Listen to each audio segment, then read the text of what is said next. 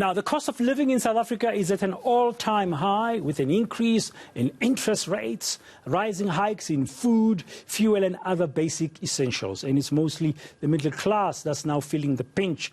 It's predicted the worst is yet to come. Many fear this could lead to episodes of social unrest. Let's discuss this now with the country's tough economic situation with the Deputy Chief Financial Officer at RCS, Tonia Pavlo, University of KwaZulu-Natal's Economics Lecturer, Dr. Sanele Gumede, and the CEO at the National Debt Advisors, Mr. Sebastian Alexanderson. They're all joining me now via Zoom this hour. Good afternoon, ladies and gentlemen. Tough times indeed. Can I begin with you from an economic perspective, Dr. Sanele Gumede?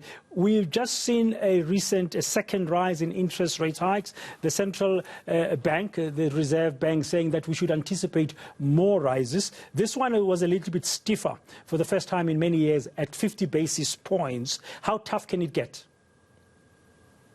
Look, thanks. Good evening, good afternoon, colleagues and viewers.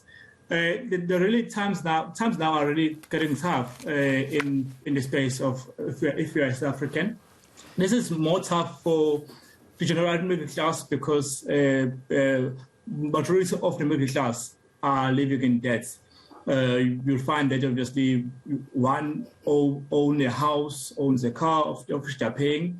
And the rise in repo rates means that there will be a rise in the premiums that they pay. Look, it's general. If you're looking at the whole of the country, what's happening? Why will you find this rise in repo rates? One is the Reserve Bank is responding to what we see, the rise in the CPI, the inflation. When inflation is increasing, their major response here is to increase the repo rates so that you manage the increase in inflation. However, this is punishing the buyers mainly because it's taking money out of the South Africans who are buying goods and services. This is not only bad times for the middle class or for people who are consuming, but also bad times for the business as well. Because if we do not have customers, if customers cannot afford to continue to buy, then it makes the country not lucrative also for business. So the country at the moment with this rise in repo rates, rise in inflation, it makes it hard for the general public, but also hard for business in the country. It's hard. It's hard all round, and of course when interest rates are increased, if you've got savings, you're smiling because you're getting more of a higher interest rate. But if you are owing money, like millions of South Africans, if you are heavily indebted, it means servicing that debt is going to cost you more. And Sebastian Alexanderson from Debt Advisors side, I mean, we're seeing increased levels of debt, and the hike in the interest rates won't make it any easier for people to service their debt. Absolutely. And, Sanela, I think you hit it right on the head. Between 2020 and now, we saw the largest increase in homeowner applications that we've seen in the last 20, 30, 40 years. So, a lot of us stopped borrowing personal lines of credit from the banks because we weren't able to do so. But what we did see was a lot of first-time homeowners entering the market because the interest rates were low, and we knew that we had to settle down and try to make the most out of the oncoming situation. And now, 2 years later, if you were lucky enough to have a fixed-rate mortgage, you might be smiling now. But if you weren't, there are tough times ahead. That means your disposable incomes can get eaten into. Your savings, if you have them, might be able to save you, but you also might have to start using some of them. So trying to learn how to live with less is going to become even more relevant than before. So definitely tough times ahead, especially for our middle class, and especially for our first-time homeowners. Yeah, and many of those middle-class consumers have tended to use credit, even when they shop for groceries, as we are told by researchers. Ms. Tonia Pavlo from RCS, I mean, what are you noticing in that space of the high consumption using credit? Thank you, Dan. So typically where we see grocery spend on credit, this tends to be in your upper income segment, where we refer to our mass market, which is our middle to lower income segment within South Africa. Here we typically see grocery spend taking place with cash or on debit cards. So, but generally across the board, all of the points touched on are very relevant for our consumers. We see our consumers, the low to middle income segment being the mass market, is very sensitive to inflation rates, less so to interest rates. But obviously where they do have credit lines, they are impacted. And there are credit lines that go beyond just, grocery credit. So there's a wide range of products that are out there.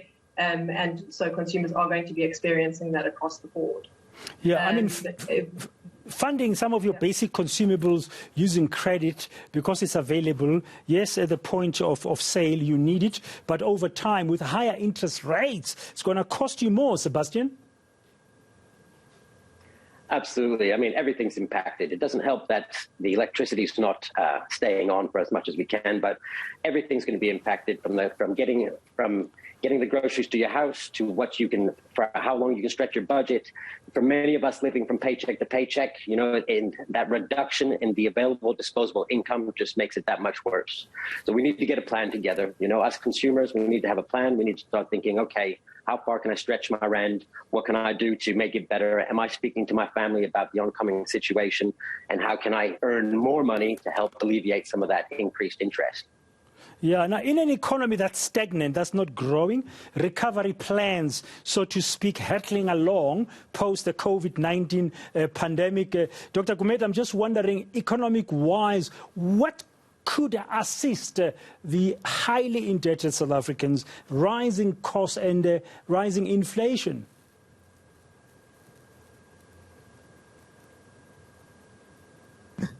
Look, thanks. I think I was muted. Look, soon enough, everyone is going to feel this, the rise in inflation, rising in debts. Really, people will not be affording to cover all their bases, and really, it will be as it harder for people who are, for any average employee, in South Africa, average worker, we might see a lot of strikes, protests coming in from workers trying to solicit extra raise in their salaries. But however, it's not like companies are better off at the moment, because this becomes an issue because the worry is seeing mainly in the inflation is, in my view, it's not the demand pull inflation. It's what you call cost push inflation, because this is one being that it's harder to obtain resources to do business in the country, which is why it cost push inflation. And trying to punish, trying to do measures which like increasing repo rates, it does really seems like we are not getting toward the solution. And doesn't help us also that we are importing a lot of the challenges, like importing the petrol prices. Petrol prices is going high, and with the rand-dollar exchange rates also, which is not doing so well, and also with the Russian-Ukraine conflicts. And while our economy is much more a very open economy, we tend to be vulnerable toward global pressures as well. And then we import this to us, and then it becomes a burden to an average South African. Yeah, it's a very tough situation, and that war is not going away anytime soon. In fact, at 4 o'clock, I'm going to be doing an exclusive interview with the foreign minister of Ukraine, just to get a sense from them. Today, the European Union meeting to discuss more sanctions against Russia. But it's affecting us. It is impacting us. But, Ms. Pavlo, I just want to talk about that tight squeeze on that lower, middle and upper income that's using credit. I mean, interest rates are likely to go up again in the near future, according to Lisicha Kganyago, the governor of the Reserve Bank, and in terms of his last outlook. And many economists will tell you that we have no option but to increase the interest rates. And food prices are going up. Fuel is going up, as we've just had, with that war not going anywhere at all. How tighter can it become? I mean, you as RSAS, what are your concerns when you look at this segment of the market, the middle class, particularly using credit to fund its daily lifestyle? That's a great question. So the reality is, I mean, we've touched on the fact that there are higher fuel prices. We've seen fuel prices go up by 30% over the last 12 months, and that's without our June anticipated increases in our fuel price. So there, in the last 2 months, or 2 or 3 months, we've actually had a buffer where government has reduced the general fuel levy to protect consumers from that increase in fuel price. And that is expiring the 31st of May, so tomorrow, unless they choose to extend it, which means we potentially have a 16% increase in fuel prices hitting us in June. Now, the fuel price, we all rely on that for transport to and from work. It impacts the food that is transported to the shelves of the retailers that we buy from.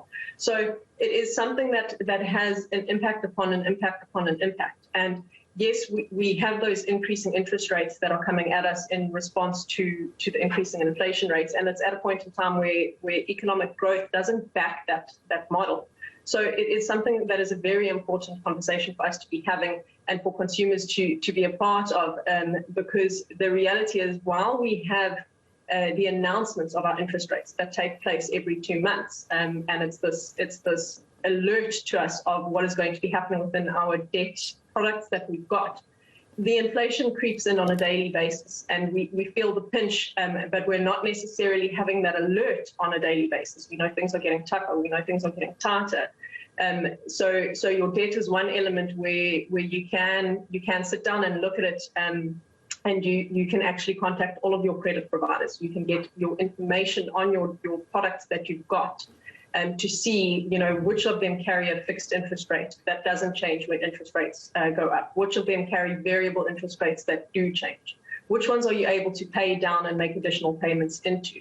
And with that, you can start to prioritize what you need from your unique financial circumstances to place you in a better position for what is coming in terms of inflation rates and interest rates. These are conversations that people need to be having in their daily lives, as has been touched on, because it is very unique to each person's situation.